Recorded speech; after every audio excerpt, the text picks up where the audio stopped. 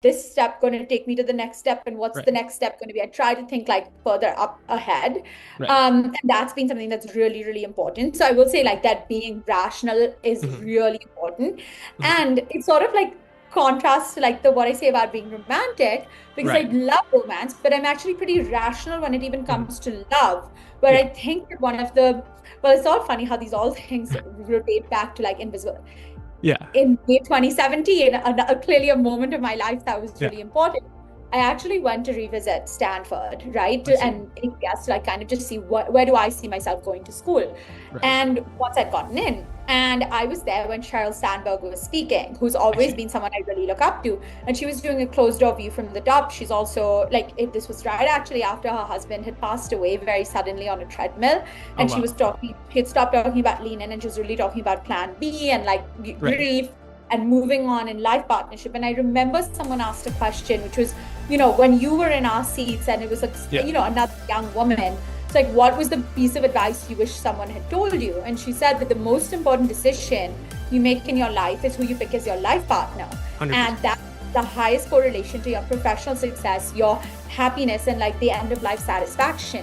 And Right. I just remember hearing that and being like, yes, that makes sense, because Yeah. ultimately, whether you work at McKinsey or Goldman Sachs, whether you go to Hmm. Harvard or Stanford, whether like you go to VC or become a private equity guy, like Hmm.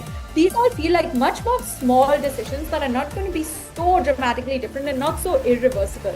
But Right. this decision of picking your life partner, it just was like, it haunted me in a way that I Yeah. couldn't really describe it. It's like, wow, she's like hit Yeah. the nail on it. This is going to be the most important decision of my life. So I Yeah. better be approaching this with the same degree of thoughtfulness that I am approaching my career, my colleges, my grad school, like all of Right. these things. And I actually went home and broke up with the guy I was dating, like immediately. Like it was like Really? After this that? is not, this is Wow. not who I want to be. Not and then after that, meaning like 1 hour after that, I left Oh my Stanford God. and broke up with him and was like, So interesting.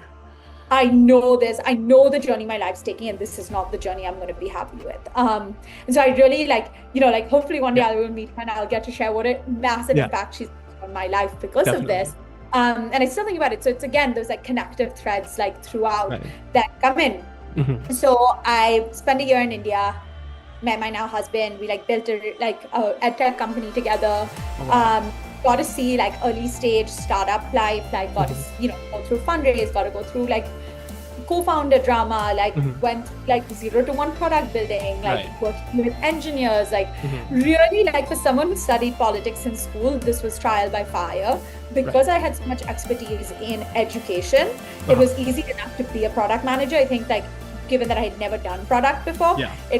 I would have really struggled if I didn't have like a very clear vision of like this is actually what we need to build. And it felt like these ideas had been sitting in my head for a really long time.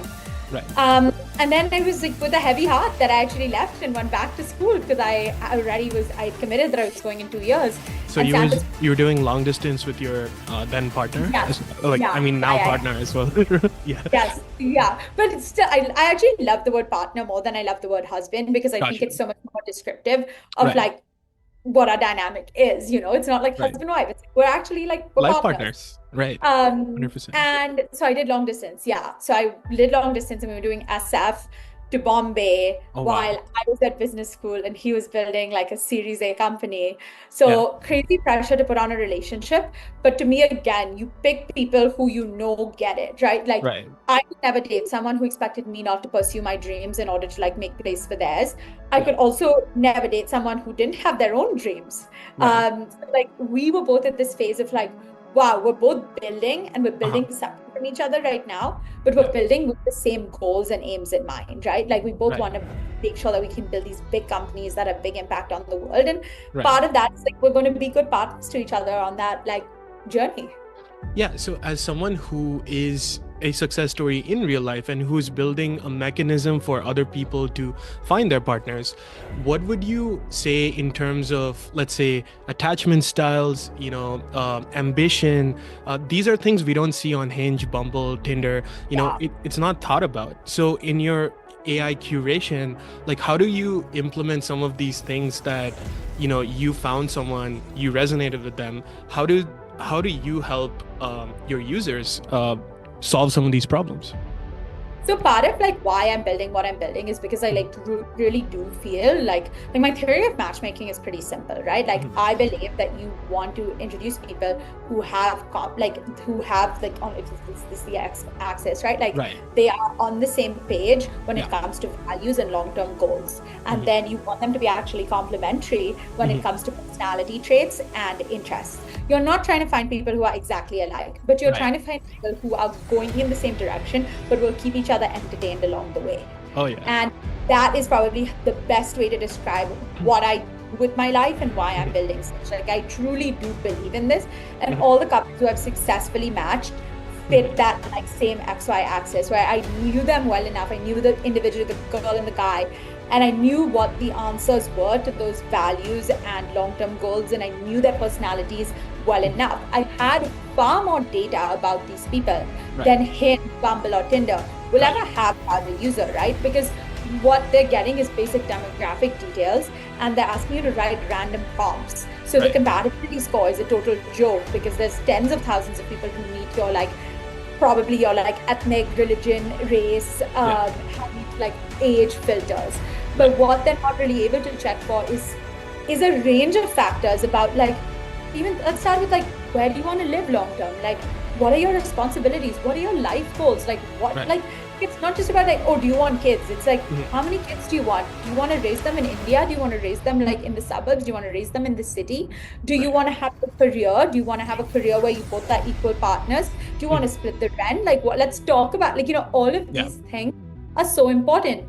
And the one thing is that I feel strongly about, I sound like I feel strongly about a lot of things, but one of the things that's really important to me is this idea that there isn't a one size fits all pattern, right? 100%. Today, what works for me and my husband would probably not work for 99% of the other people.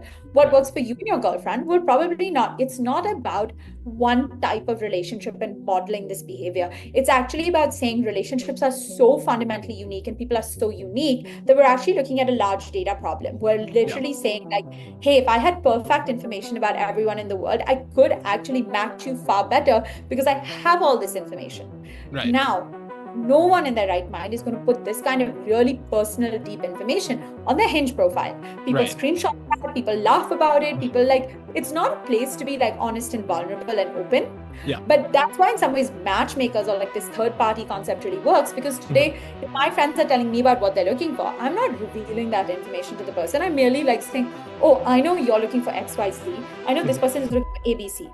He has X, Y, Z, and you have A, B, and C. So let me get you guys. I don't need to reveal the A, B, and C and the X, Y, and Z to anyone. So that's the beauty of a third-party platform that's able to do some of the leveraging.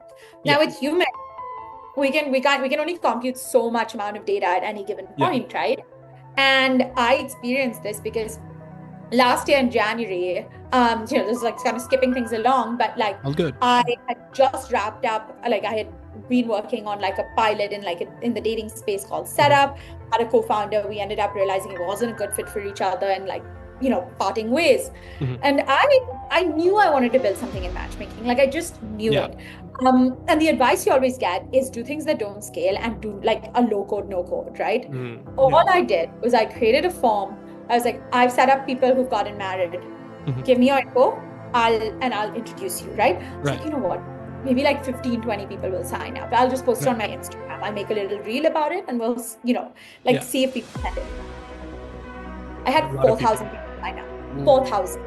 4,000 people from everywhere, from Bombay to Beirut, Fiji, obviously New York. It was, I looked at it and was this is, it's a big problem to solve. It's a big problem that exists in society, to solve. Yes, it was clear validation of the thesis. But it was also even if I had this, I have some amount of information on these 4,000 people. For me to sit and call each of these 4,000 people up, spend 30 minutes to an hour, then note down all of their details, then put on this information. We've all seen Indian Matchmaking with Sima Aunty and books and pieces of paper. It's that's not I want to Stanford. And I when you're this is a tech problem. This is not a you cannot solve this with the human capital unless it is really expensive. You can solve this better with technology, and you can do it at a fraction of the cost. Right.